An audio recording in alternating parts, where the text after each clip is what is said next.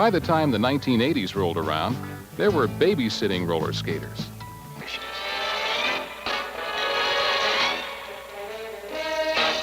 Have you ever wondered about the quirks of the 1970s? A decade full of cultural shifts, wild fashion, and believe it or not, some truly bizarre laws. The 70s weren't only about disco and bell-bottoms, they also had regulations that would leave you scratching your head. From roller skates in restrooms to singing in swimsuits, get ready for some weird facts. In today's video, we'll discuss 20 weird things from the 1970s that were illegal.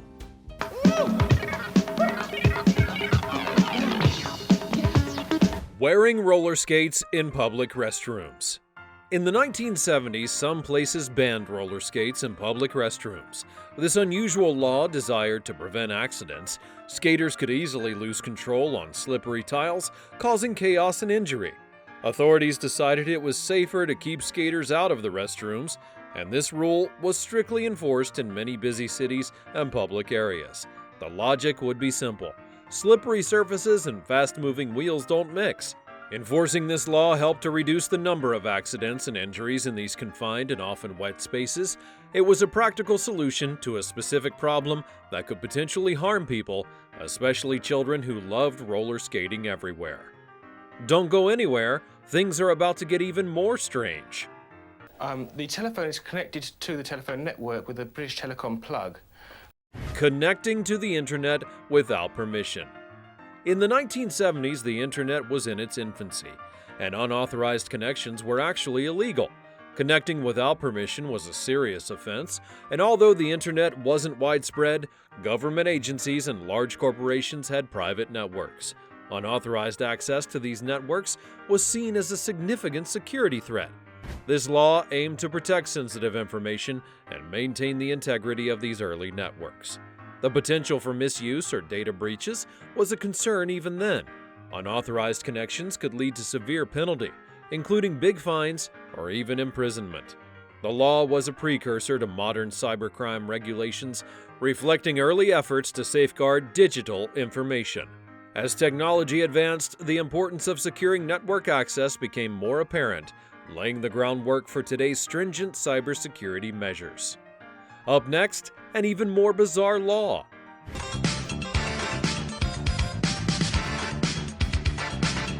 Jumping off buildings. In New York, it was illegal to jump off buildings. This law was aimed at preventing people from unaliving themselves, along with dangerous stunts, and enforcing this rule would help to save lives while maintaining public order. Jumping from heights is incredibly risky and can cause severe injury or even death.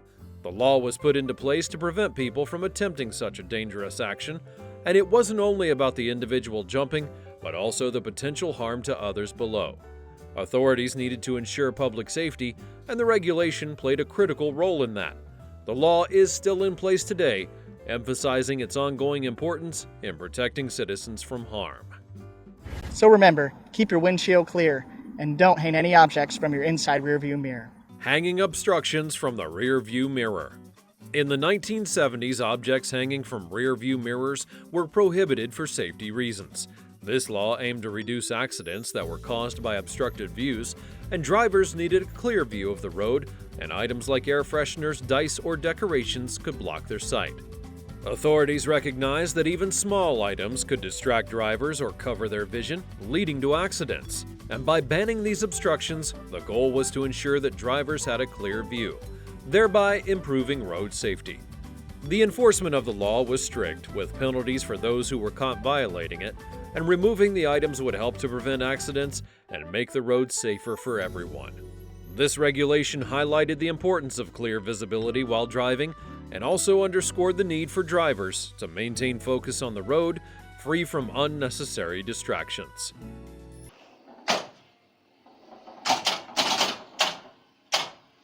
Playing pinball if under 18. In some areas during the 1970s, minors who were under the age of 18 were not allowed to play pinball. Authorities believed that pinball promoted gambling and immoral behavior, and the law specifically targeted arcades where pinball machines were a popular attraction. Parents and community leaders were concerned about the influence of these games on young people. They had wanted to protect minors from what they saw as a gateway to gambling and other undesirable activities. The ban would be strictly enforced, with penalties for both the arcades that allowed underage players and the minors who were caught playing. This regulation reflected the era's moral concerns and the efforts to shield youth from potential immorality. Arcades had to comply with the rule, often requiring proof of age before allowing anyone to play pinball. Keep watching to know the shocking law about wearing hot pants in public parks. True or false? It is illegal to spit on a sidewalk. Spitting on the sidewalk. In many cities during the 1970s, spitting on the sidewalk was illegal. This public health measure was aimed to keep streets clean while reducing the spread of disease. Spitting was considered unhygienic and disrespectful, and by enforcing the law, authorities had hoped to improve public cleanliness and maintain higher health standards. Violators would face fines or other penalties, making it clear that such behavior was unacceptable. The law was part of a more broad effort to maintain public order and hygiene, reflecting societal concerns about cleanliness and health during that era. Spitting in public was not only a minor offense, it was seen as a significant public disturbance that needed to be controlled. They've become such a nuisance, commissioners have voted to ban people from feeding pigeons. Feeding pigeons. In several cities in the 1970s, feeding pigeons was banned. The law aimed to control the pigeon population while reducing the mess that they created. Pigeons can be a significant nuisance, often leading to droppings everywhere and the spreading of disease, and by limiting their food sources, cities had hoped to manage their numbers more effectively and keep public spaces cleaner. Authorities believed that reducing the availability of food would naturally decrease the pigeon population. Enforcing the law involved fines for those who were caught feeding them, especially in busy urban areas. The goal was to improve the overall cleanliness and hygiene of a public space, making it more enjoyable for everyone. This regulation reflected a practical approach to urban wildlife management, addressing both health and aesthetic concerns. Be sure you watch until the last weird illegal thing, because you may be surprised even more. Is it an unreasonable amount of noise that's going on? Barking dogs. In some cities during the 1970s, it was illegal for dogs to bark after 6 p.m. This noise control law was aimed to maintain quiet in neighborhoods. Barking dogs can be especially disruptive at night, disturbing residents while interrupting their rest. Enforcing this rule helped to ensure a more peaceful environment for everyone living in the area. Dog owners were responsible for keeping their pets quiet during these hours, and failure to comply with this regulation could result in penalties or fines. The law reflected the importance that was placed on community stability and the need to address noise pollution effectively. It also highlighted the responsibility of pet owners to manage their animals' behavior for the sake of public peace. No, really, the boar wolf. What is it? It's silly string. Using silly string. In the 1970s, certain towns had banned the use of silly string. The colorful spray created messes and was considered a potential form of vandalism. Authorities were concerned about keeping public spaces clean while preventing property damage, and silly string bans were commonly enforced during events like marches and even Halloween, where its use was most dominant. The mess left behind by silly string was not ugly, but also was difficult to clean up. Violators of the ban could face fines, reflecting the seriousness with which the authorities had viewed this issue.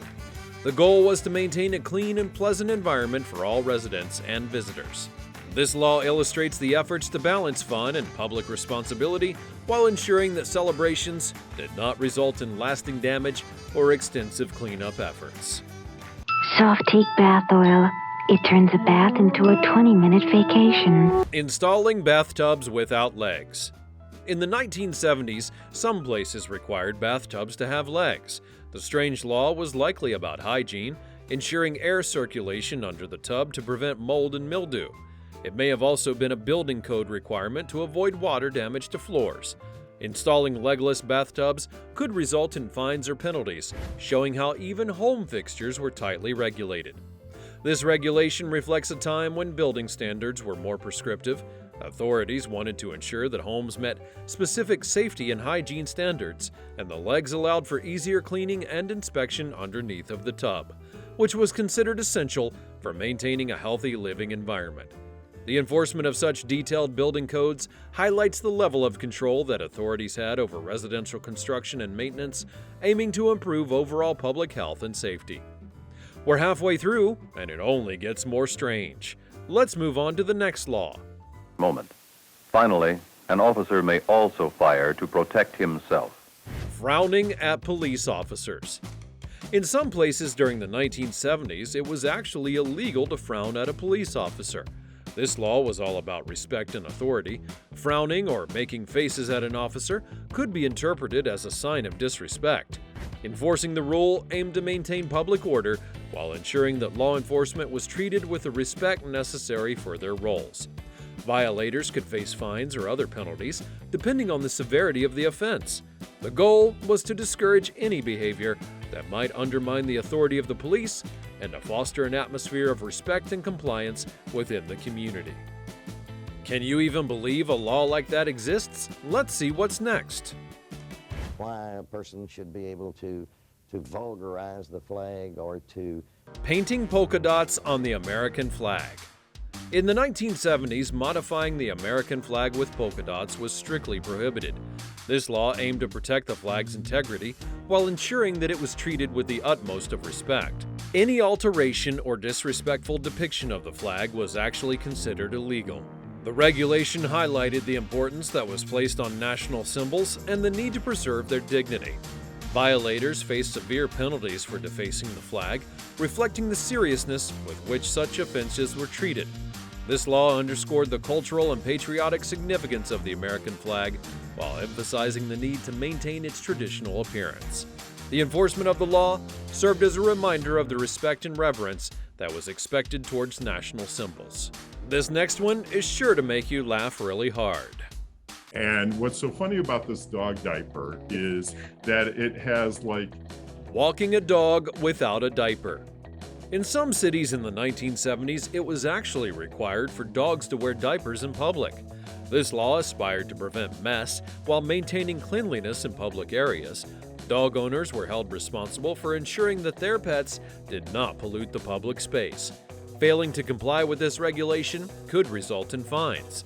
This law reflects efforts to manage pet waste effectively in urban areas, emphasizing the importance of public hygiene. It was an unusual but also practical solution to a common problem that was faced by cities with large dog populations. Remember what it was like before Southwest Airlines? You didn't have hostesses in hot pants. Wearing hot pants in public parks. In some places during the 1970s, wearing hot pants in public parks was banned. The decency law had aimed to maintain proper clothing in public spaces, and hot pants, being very short and revealing, were considered inappropriate for family-friendly environments. Authorities wanted to ensure that public parks remained suitable for every visitor, including children and their families. The regulation was enforced to prevent what was seen as inappropriate exposure. Violators could face penalties, which included fines or being asked to leave the park. This law reflected the social norms and values of the time, emphasizing modesty and propriety in public dress. By regulating clothing in public parks, authorities hoped to create a comfortable and respectful atmosphere for everyone. The focus was on maintaining a standard of decency which aligned with the community expectations.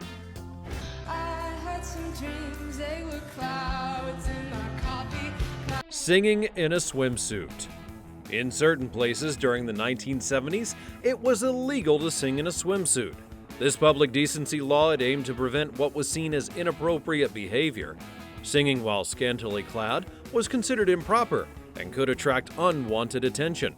Authorities wanted to maintain standards of public conduct, ensuring that everyone behaved in a manner that was deemed acceptable.